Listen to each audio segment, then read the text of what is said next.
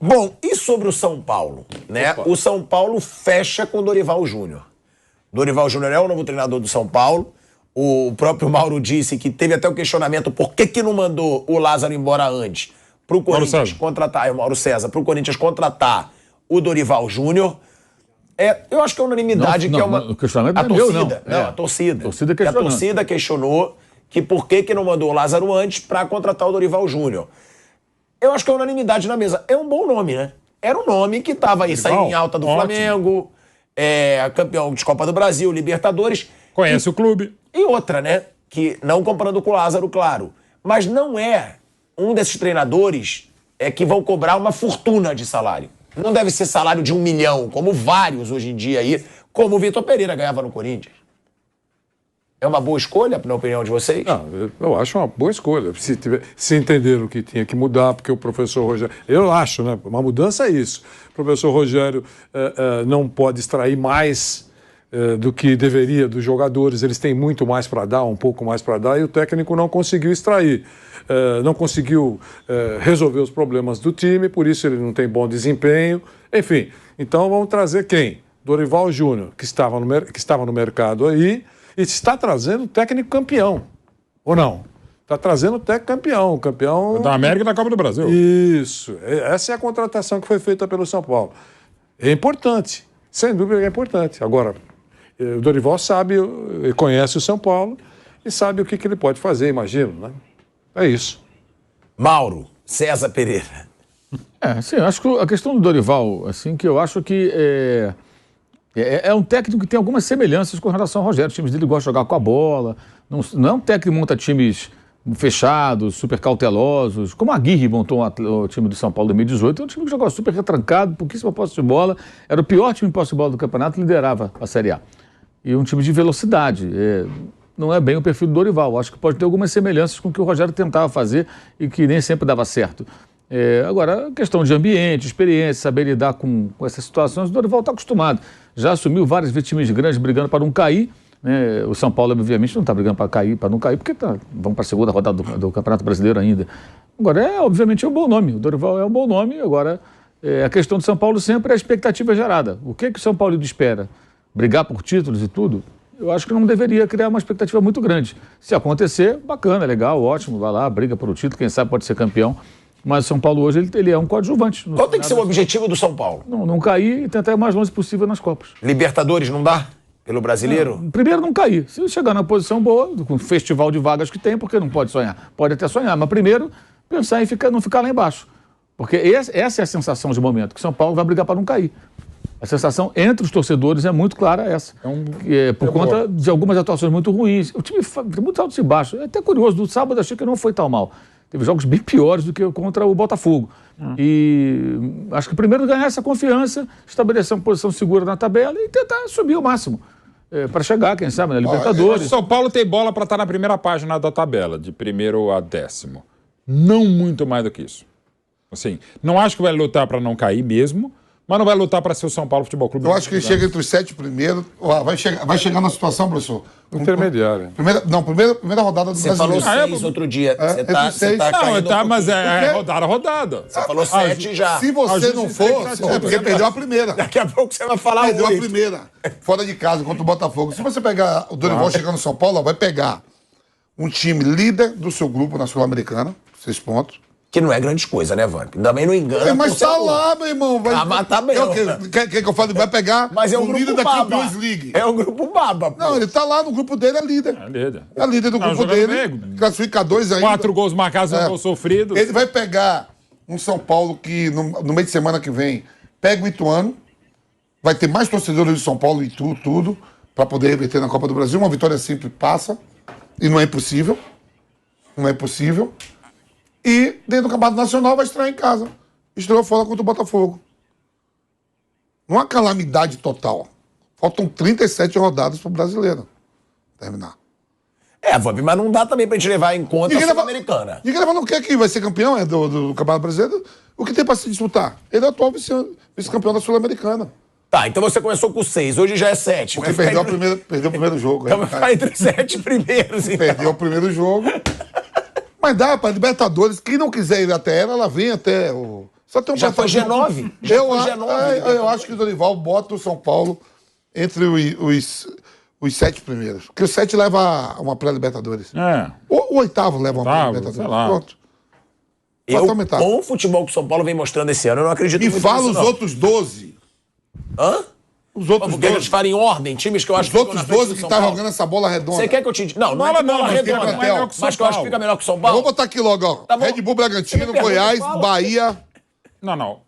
O quê? O quê? Que tá jogando tem que melhor. falar os que vão ficar Tem mais na bola, frente. que tá O Goiás jogando tá melhor. jogando melhor que o São Paulo? Não. Eu tô falando 12 Quem que não fica tá. atrás? Ah, que 12. Ah, sim. Eu dou 12 aqui que não joga, não tá jogando. eu Eu acho- vou botar os que ficam na frente. Palmeiras, Flamengo. Fluminense, Atlético Palme- Mineiro é, e Flamengo. é Esses isso. 4 É isso. varia a ordem. Só aí você já tem. Eu acho que o Flamengo. Grêmio tá melhor.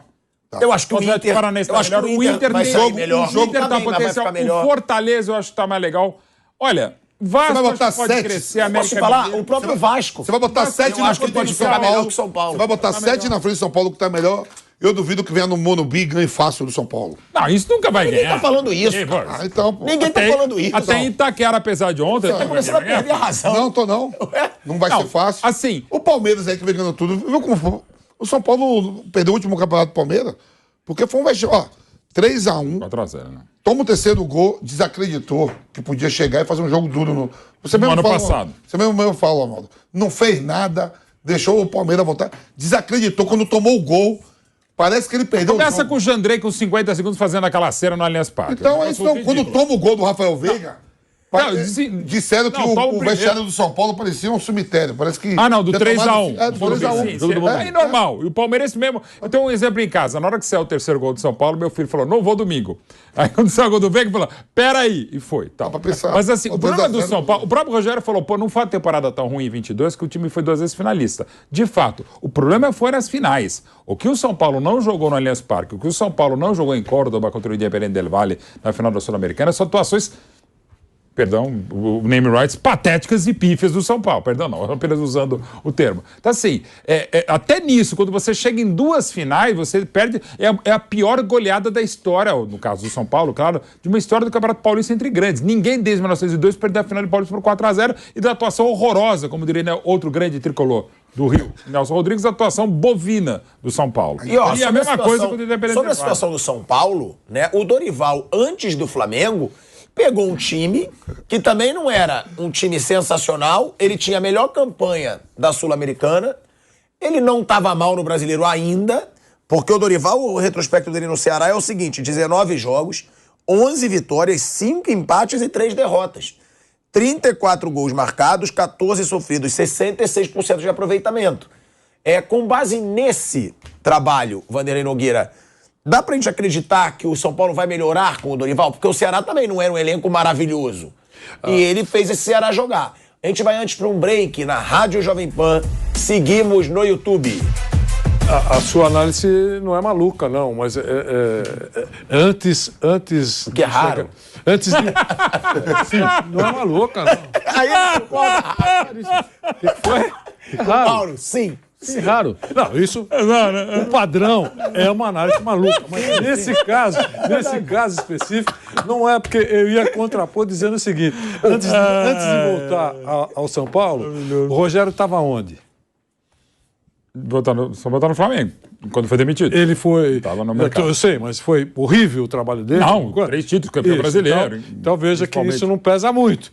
O Dorival estava no Ceará, fez um bom trabalho? Fez. Estava fazendo. Estava fazendo. Então, tudo bem. Se você olhar a caminhada, é mais ou menos tudo igual.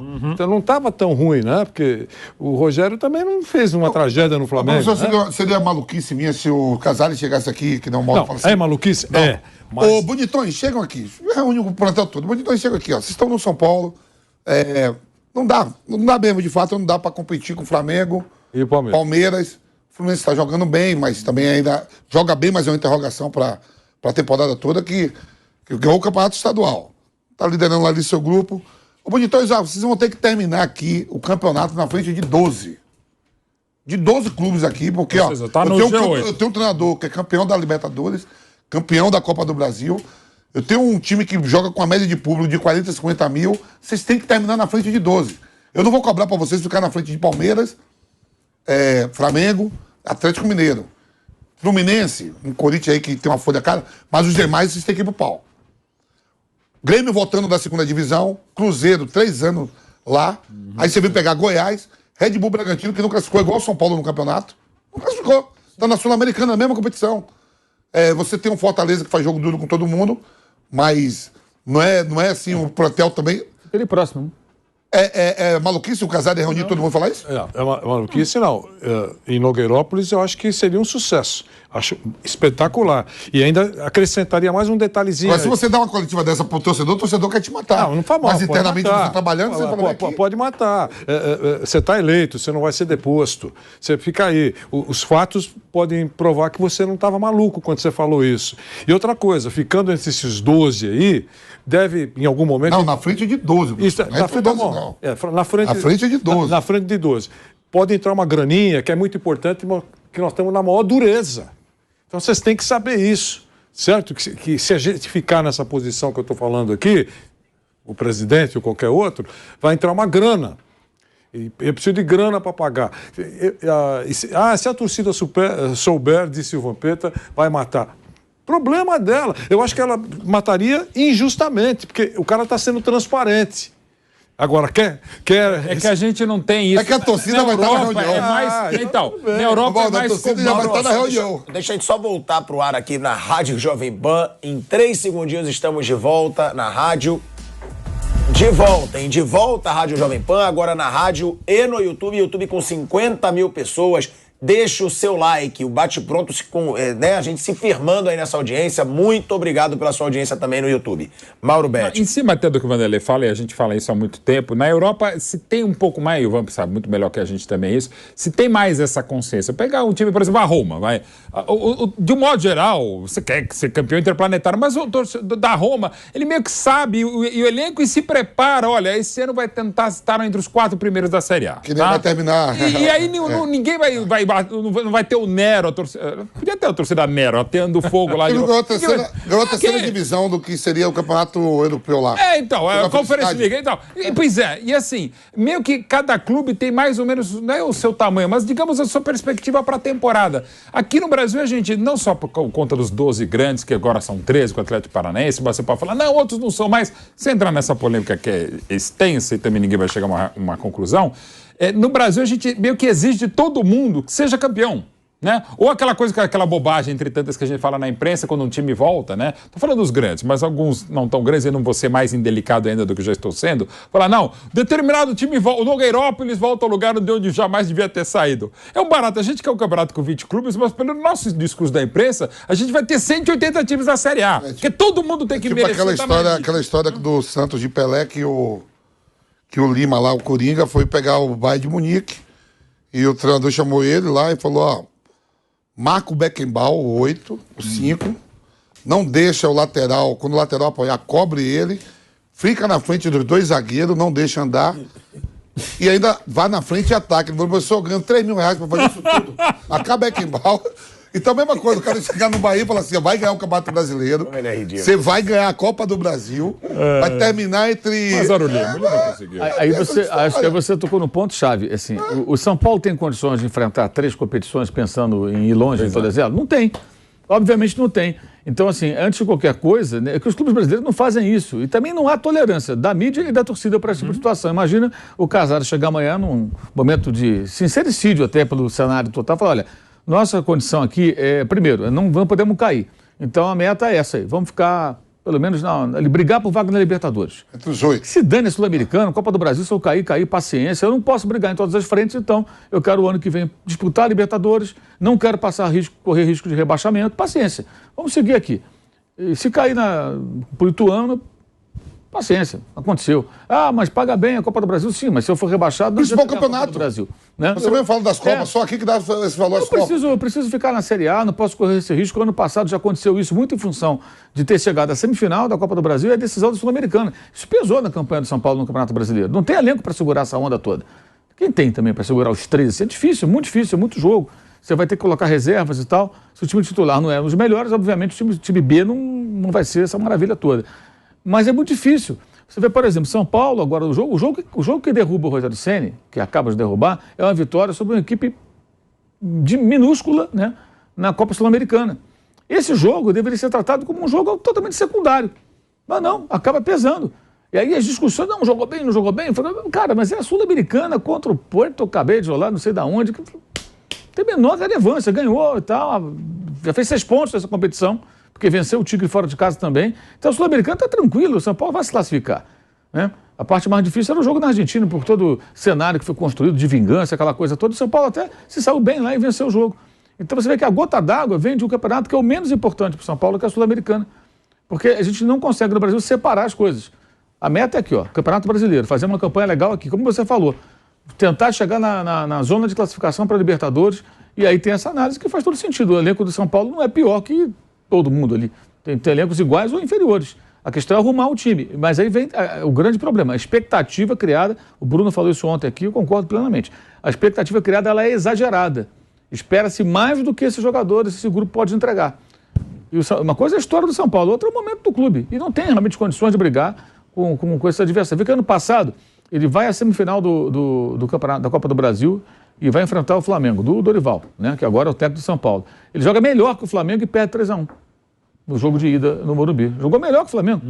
Foi o jogo que o Santos fez grandes defesas e tal. O Flamengo chutou 4 bolas no gol, 3 entraram. O São Paulo chutou trocentas bolas, o goleiro defendeu, não entra, não sei o quê. Primeiro e segundo tempo. Foi uma boa partida. Por quê? A diferença técnica individual dos jogadores do Flamengo prevaleceu ali e ganhou, perdeu o jogo. Então, até quando joga bem, contra um time mais forte, às vezes você não consegue. O esforço foi feito, o time foi bem montado, os jogadores fizeram um bom papel, mas na hora H ali a coisa não funcionou. Isso tudo fica meio que diluído. E aí o esforço feito nesse jogo, ele tem um peso que não é brasileiro. Porque você está lutando ali contra o time mais forte, tem que jogar. vai ter que jogar o brasileiro. E acaba que a coisa não funciona muito bem, aí fica aquela coisa fazendo conta para não cair, aí não consegue a vaga na Libertadores. No final, perdeu a Sul-Americana, perdeu a Copa do Brasil e ficou ali a última rodada brigando pela vaga que não conseguiu. E o Fortaleza, no final, como caiu de tudo, marchou ali e conseguiu a vaga. Acabou depois sendo eliminado agora na fase preliminar da competição, mas ele brigou e ficou à frente. O Botafogo foi a mesma coisa. Chegou no final do campeonato querendo se classificar. Por isso até que eu acho que esse jogo de sábado passado, são 2 times que estão no mesmo bloco. Botafogo e São Paulo estão ali, ó, com potencial para fazer melhor, quer ter jogadores para tentar melhorar. Mas se quiser brigar em três frentes, o Vasco é uma só, né? Não, é isso que eu tô falando assim, mais o plantel ali, o modo de jogar. O Vasco eu acho que vai razoavelmente bem nesse brasileiro. Eu acho também. O destino colocou o Vasco na situação tranquila com relação O ao Vasco tempo. só tem uma competição, o Vasco, né? Só uma, né? Se foi eliminado da Copa do Brasil. Sim, não tem competição internacional.